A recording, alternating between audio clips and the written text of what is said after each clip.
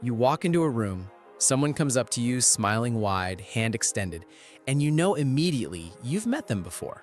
You can feel it. You remember their laugh, the specific way it catches before it lands. You remember they told you their dog's name was Charlie. You remember they work in finance and hate mornings and once mentioned they grew up somewhere in Ohio, near a lake they described like it was a place they were still homesick for. You remember the way their whole face changed when they said it. You remember all of it. But their name? Gone. Completely gone. Like it was never there at all. And the worst part isn't even the forgetting itself.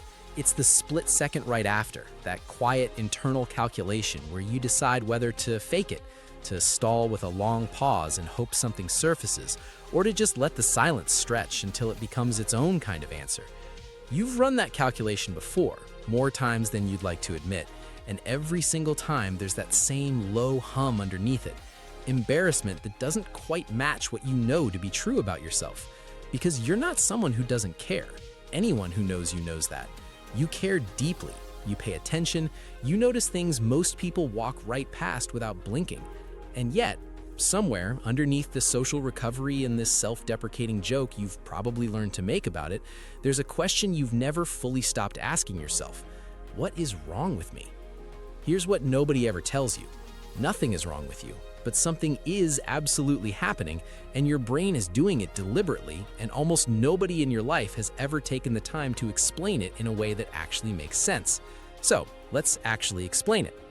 Most people assume that forgetting names is a memory problem, a simple deficiency, like a hard drive with corrupted sectors, like something that needs fixing. Doctors wave it off, friends laugh and say they're the same way. Pop psychology hands you a trick. Repeat the name 3 times when you first hear it. Use it in the next sentence. Say it again when you leave. And then, somehow, impossibly, you still forget it by the following week. Because the trick doesn't work. Not really. And the reason it doesn't work is because it's solving the wrong problem entirely. What researchers who study human memory encoding have been quietly pointing at for decades is something far more interesting than a simple storage failure. What looks like forgetting is actually a prioritization system, one that your brain constructed slowly, over years, based on what it learned mattered most. It is not a malfunction, it is a feature, one you never asked for, one you probably never noticed being built, but a feature nonetheless. And this is where it gets genuinely interesting. The human brain does not treat all incoming information equally. It never has. Every face you encounter, every conversation you move through, every fact that passes in front of you gets run through a rapid, largely unconscious evaluation process. The hippocampus, the brain's primary memory consolidation center, works in constant partnership with the amygdala, which is the brain's emotional processing hub. Together, in real time, they're asking one question about everything you experience. Does this carry emotional weight? Is it connected to something that already means something? Is there context here, a feeling, a texture, a pattern that matches something already stored away? If the answer is yes, the information gets prioritized. It gets passed toward long-term memory with what neuroscientists call emotional tagging, essentially a chemical signal that flags certain memories and tells the rest of the brain to hold them, to protect them, to make them retrievable months or even years later. But a name? A name offered to you during a brief social exchange, surrounded by ambient noise and the low-grade social pressure of a first impression, with eye contact to manage and body language to read, and the basic task of presenting yourself simultaneously. A name, stripped of context, carries almost entirely arbitrary. It triggers no emotion, it doesn't connect to anything your brain has already filed away with meaning. It is, from a purely neurological standpoint, one of the single least memorable categories of information the human brain can receive. Not because you're not paying attention, but because at the exact moment someone is telling you their name, your brain is already doing something else. It's doing something it has decided is more important. It's reading the room. It's tracking tone of voice, micro-expressions, posture, the deeper, older, more instinctive work of human connection.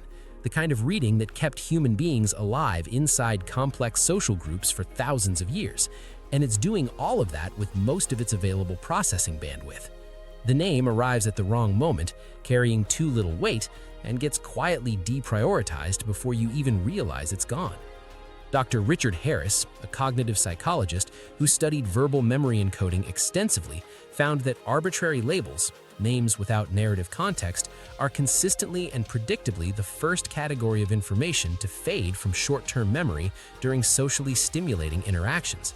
Not because the person receiving the name is careless or disengaged, but because the brain, under real-time social load, has already committed its resources to the more complex and emotionally meaningful task of reading another human being.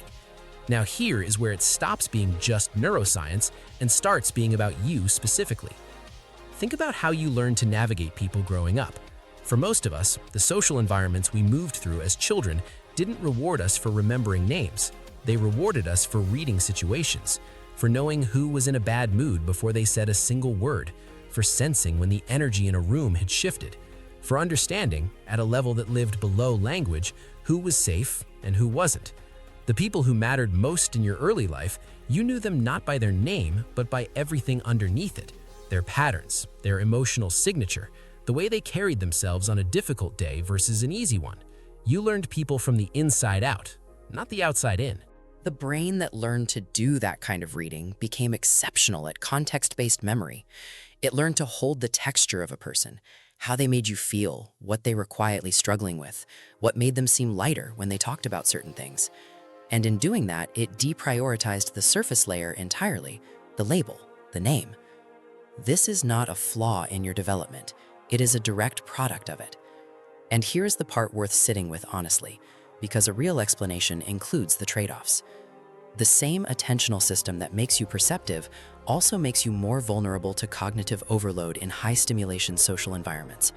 If you're someone who consistently forgets names, you're almost certainly someone who finds large gatherings genuinely exhausting in a way that's difficult to explain to people who don't experience it the same way. It doesn't feel like shyness, it doesn't feel like classic anxiety, it feels more like saturation, like you've taken in more than the environment asked you to, and you're paying the tax for it hours later, alone, somewhere quiet, replaying moments you can't quite shake. There's a concept in cognitive psychology called attentional selectivity, the brain's capacity to filter incoming information and direct focus toward what it deems most relevant.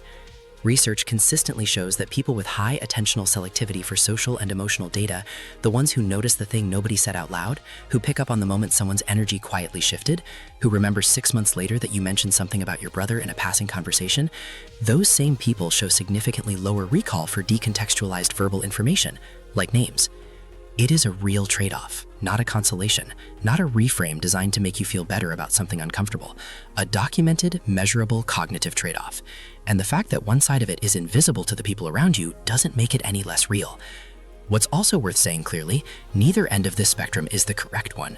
There are people who remember every name in a room within minutes, who move through large social spaces with ease, who can recall a face and a name from a single brief meeting 2 years prior. That is a genuine skill. It comes with its own cognitive architecture and its own quiet costs on the other end. You just happen to be wired differently, not worse, not less capable, differently. Here is the deeper layer, the one most people never reach. When you remember everything about a person except their name, you are demonstrating, without intending to, something true about how you form connection. You're not attaching to labels, you're attaching to people, to the specific, irreducible experience of a person, their humor, their hesitation, the particular way they describe something they loved or feared.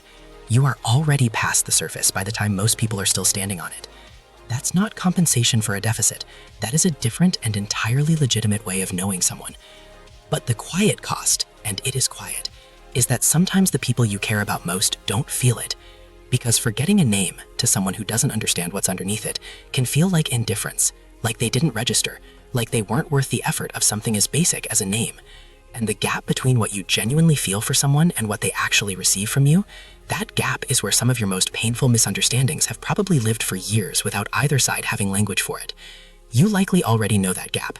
It's probably part of why this landed the way it did. If there is one practical shift that actually works, not a party trick, not a repetition hack that treats the symptom without touching the cause, it's this. The moment you hear someone's name, give it a home, not a mnemonic, a real association.